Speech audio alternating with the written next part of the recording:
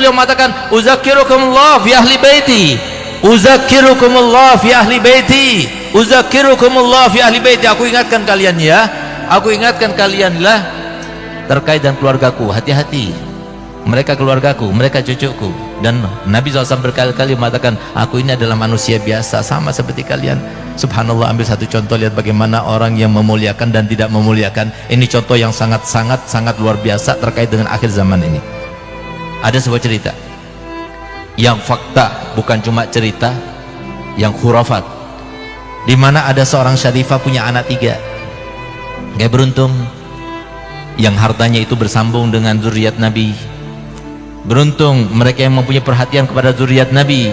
Nabi SAW sendiri bersabda dalam hadisnya, "Man sona'a ma'rufan li bani Abdul Muttalib walam yujazihi fa ana ujazihi yaumal qiyamah."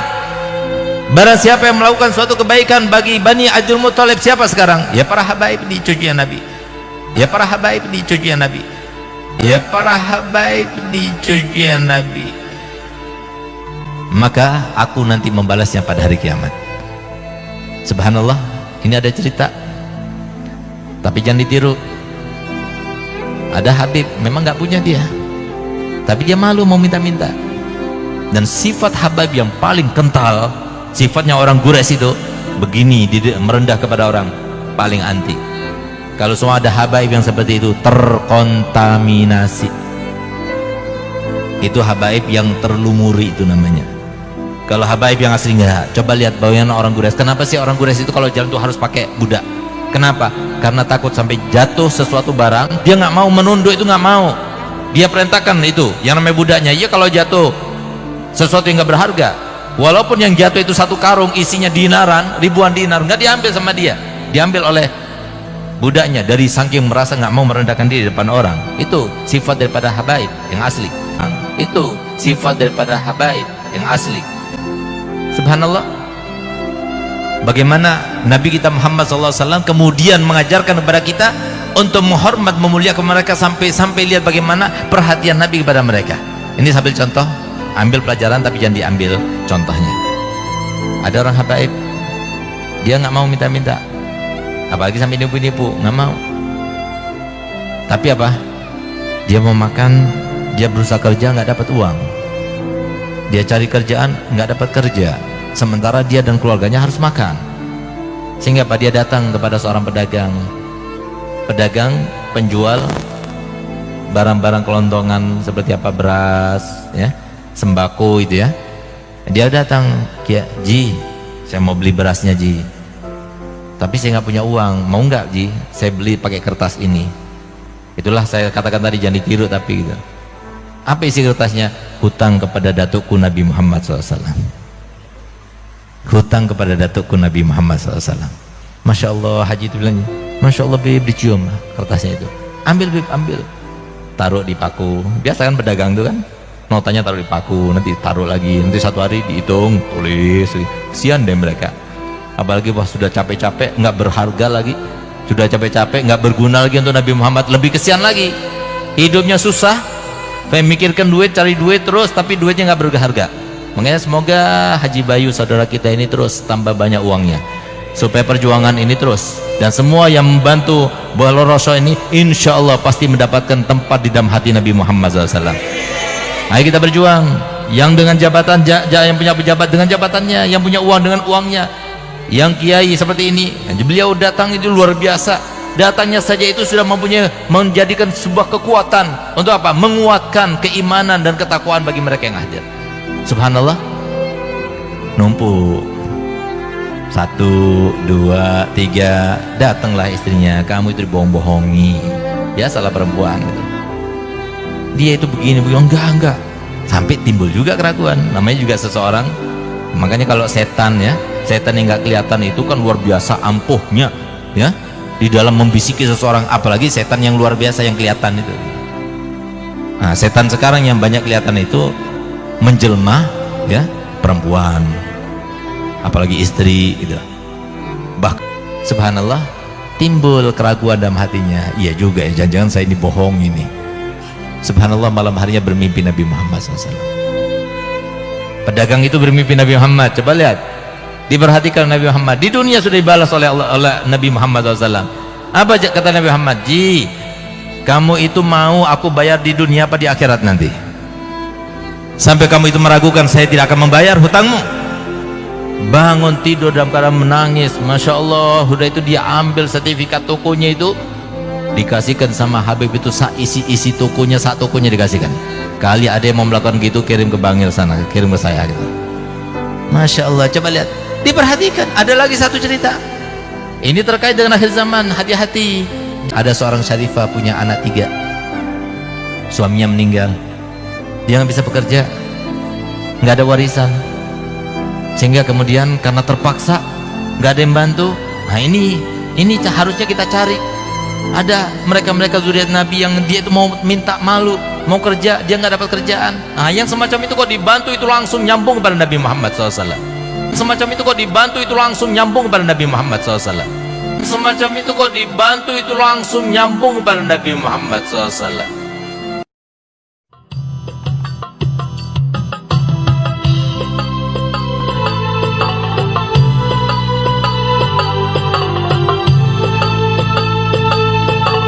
Assalamualaikum warahmatullahi wabarakatuh. Bismillahirrahmanirrahim. Alhamdulillahi rabbil alamin. Wabihi nasta'in ala umurid dunya waddin. Wassalatu wassalamu ala ashrafil anbiya'i wa imamil mursalin, Sayyidina maulana Muhammadin wa ala alihi wa sahbihi ajma'in, amma ba'd.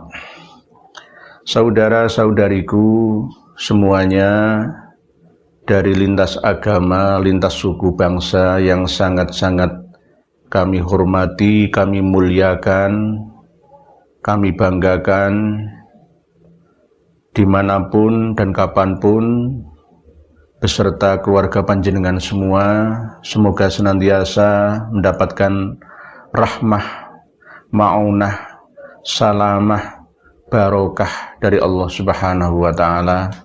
Hidup di dunia dengan keadaan melimpah, berkah rizki panjenengan semua untuk bekal ibadah, serta diberikan oleh Allah keturunan yang solih dan solihah, dzurriatan thayyibah, dianugerahi oleh Allah keluarga yang sakinah, mawaddah, warahmah, diberikan ma'unah oleh Allah hasanah fid dunya hatal akhirah. Pada kesempatan malam hari yang penuh dengan kebahagiaan ini, kami akan menyampaikan dan menjelaskan ceramah dari Habib Segaf bin Hasan Baharun dari Dalwa, Darul Lughah wa Da'wah, Bangil, Pasuruan, Jawa Timur. Telah panjenengan semua simak bersama bahwa apa yang beliau sampaikan ini jelas sebuah doktrin yang sangat-sangat membahayakan, melebihi bahayanya radikalisme dalam beragama. Namun ini nampak halus di permukaan saja, karena sekelas rektor Institut Agama Islam Dalwa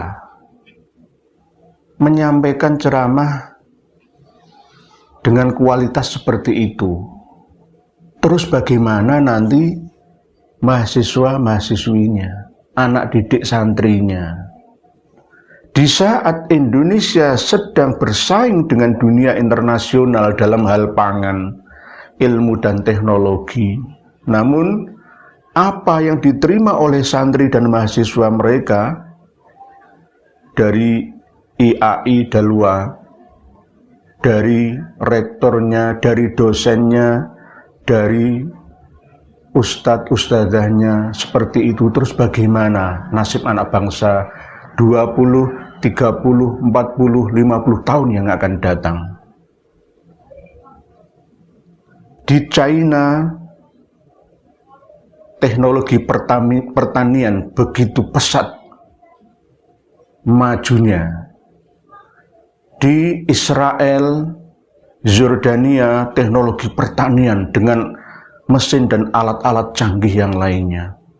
Bahkan Israel mampu merubah energi surya matahari menjadi energi listrik, angin dikelola menjadi air, sehingga gurun pasir tandus di Ethiopia bisa menjadi tanah lahan yang subur, menghasilkan berbagai macam buah dan sayur-sayuran. Di Ethiopia sekarang tidak lagi seperti dulu kala. Sekarang makmur dengan sentuhan tangan-tangan orang Israel. Di Amerika, di Eropa, semua teknologi pertanian sangat-sangat canggih digalakkan karena pemuda-pemudanya giat, siap menjadi petani modern, menjadi petani yang berkualitas. Di sisi yang lain, di negeri kita yang agraris ini, justru malah anak bangsa dididik dengan didikan yang kurang mengglobal, alias hanya lingkup lokal, hanya mengulek urusi masalah agama saja. Sehingga ini membahayakan. Apalagi doktrin dalam beragama itu mengarah kepada pemahaman yang sempit. Memahami agama dari sudut pandang yang sempit dan sekaligus sulit untuk dijalankan.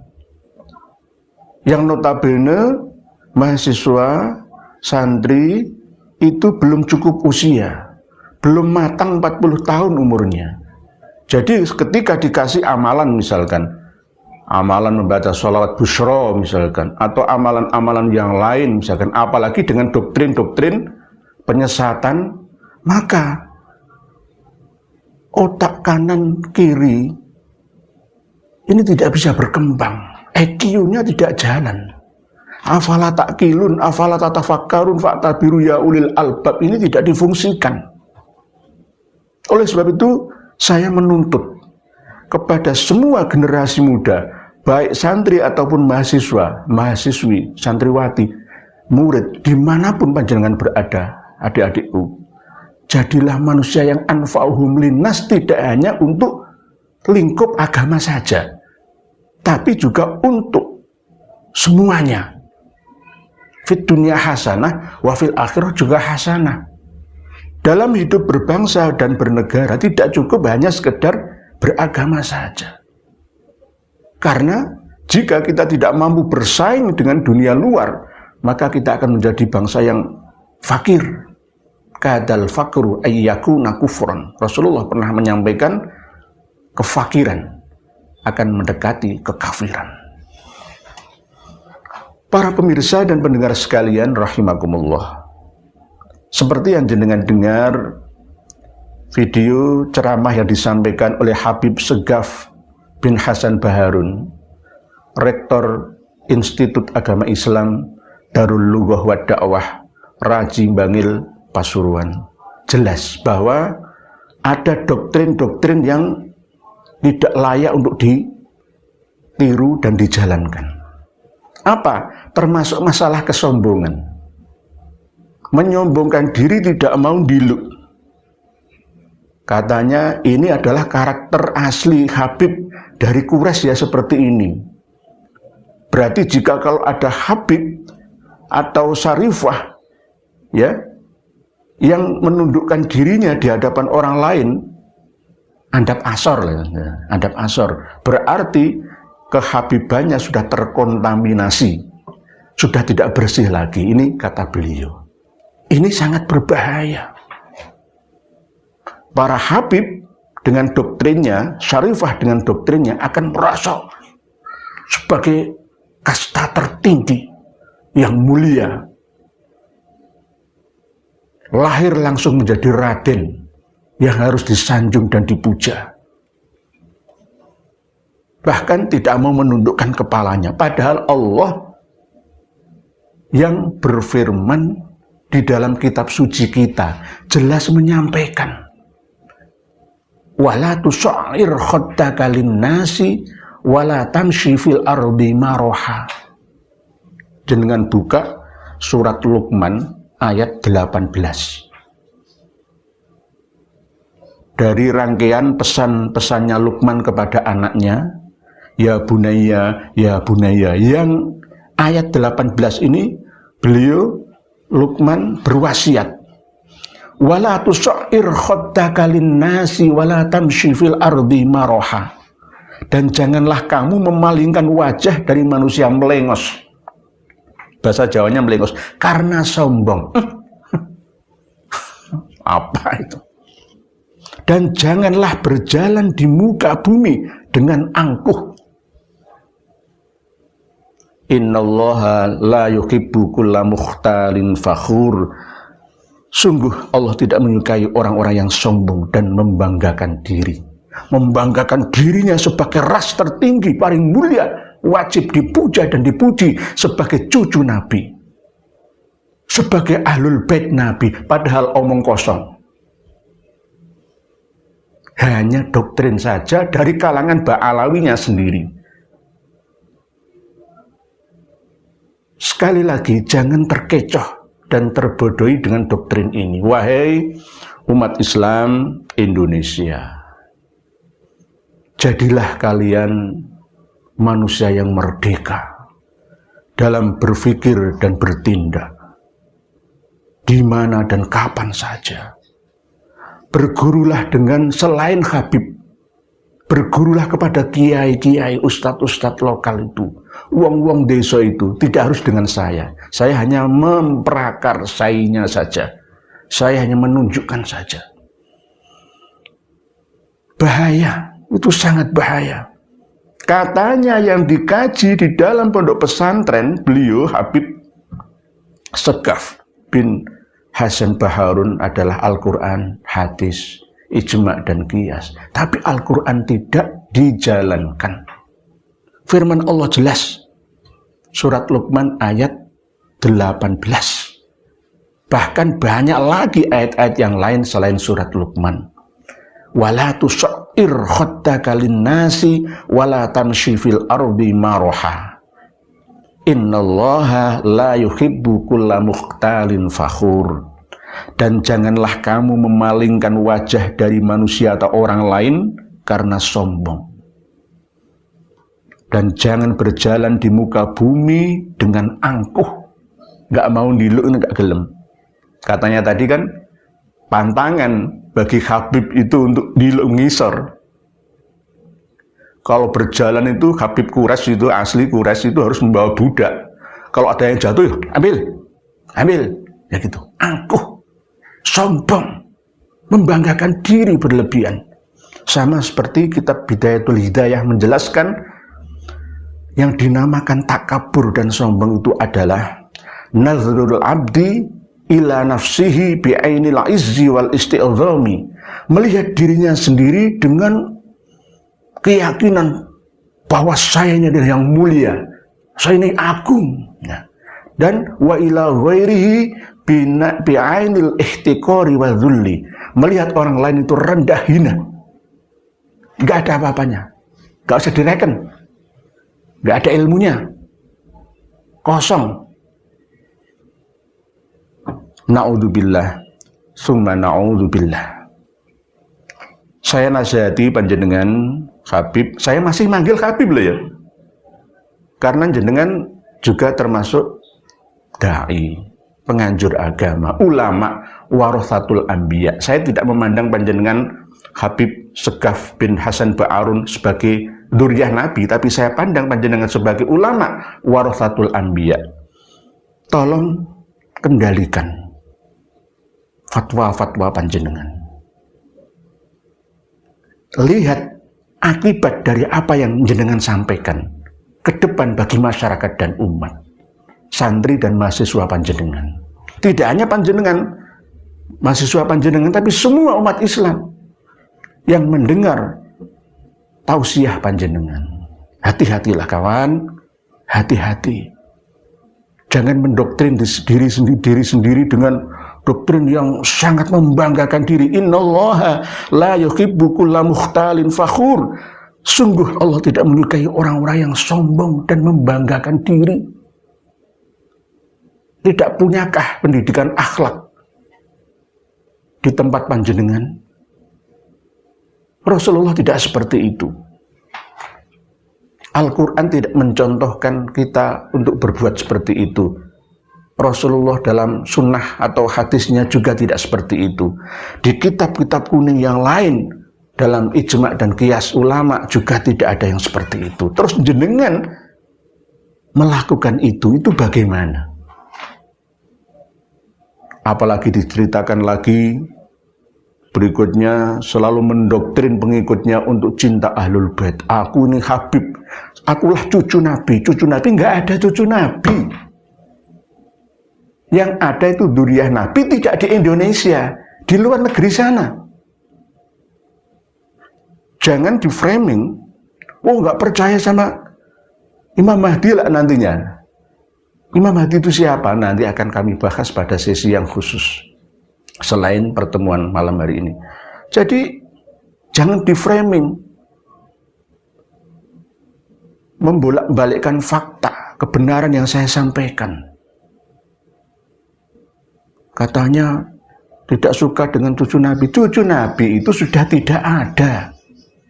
Tidak ada cucu Nabi itu sekarang, nggak ada. Jangan diulang-ulang lagi. Saya cucu Nabi, nggak ada. Omong kosong, bohong, pendusta, nggak ada itu, nggak ada. Kalau dzurriyyah itu ada, tapi bukan panjenengan. Di Nakobah Mesir sana, di Turki, Aljazair, Maroko sana, di Yordania sana ada, di Suriah ada, di Irak ada, di Yaman sebagian ada. Oleh sebab itu, ketika masih dalam status quo seperti ini, jangan mengaku-ngaku sebagai cucu Nabi. Sebelum ada ingkrah keputusan. Banyak sekali nakobah-nakobah luar negeri yang tidak mengakui Ba'alawi. Dan bahkan saya punya data terbaru dari Turki yang membatalkan status kesayyid syarifannya Ba'alawi. Mulai dari pengurus Robito Alawiyah, bahkan sampai Sayyid Said Akil Sirot juga dibatalkan karena mengikuti Ba'alawi. Kalau Al-Hasani mungkin lolos sampai ke Maroko, tapi kalau melalui Ba'alawi jelas gagal. Saya punya datanya, saya simpan di perpustakaan saya. Oleh sebab itu hati-hatilah kalau ceramah. Jangan sombong, tundukkanlah kepala, terimalah kebenaran dari siapa saja. Isma' wa'ati' walau min abdil habasyi, dengarkan, taatilah kebenaran itu walaupun keluar dari mulut kroco, coro, curut, iblis, anjing, babi. Seperti saya ini. Mohon maaf, Kang Mas Habib Segaf bin Hasan Baharun, Rektor IAI Dalwa. Mohon maaf apabila ada yang kurang berkenan dalam nasihat saya. Dan sekian sesi pertama yang telah saya sampaikan, dan insya Allah akan kita lanjut pada sesi yang kedua. Wallahu a'lam bishawab. Akhirul kalam. Wassalamualaikum warahmatullahi wabarakatuh.